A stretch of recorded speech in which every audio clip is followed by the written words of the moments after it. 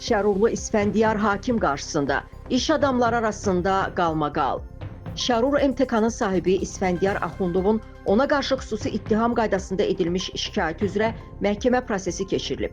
Prosesdə şikayətçinin vəkili İsfəndiyar Axundovun barəsində həbs qəti imkan tədbirinin seçilməsi ilə bağlı vəsatət verib, məhkəmə vəsatəti təmin eləməyib.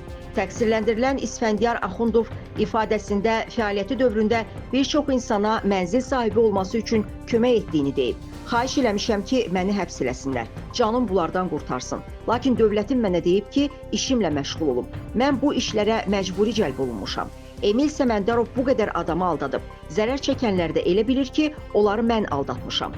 Qeyd eləyək ki, İsfəndiyar Axundov Progress 2016 MTK-nın həbsdə olan rəhbəri Emil Səməndarovu dələduz adlandırıb. Buna görə də Emil Səməndarov İsfəndiyar Axundov barəsində Cinayət Məcəlləsinin böhtan və təhqir maddələri üzrə xüsusi ittiham qaydasında şikayət eləyib.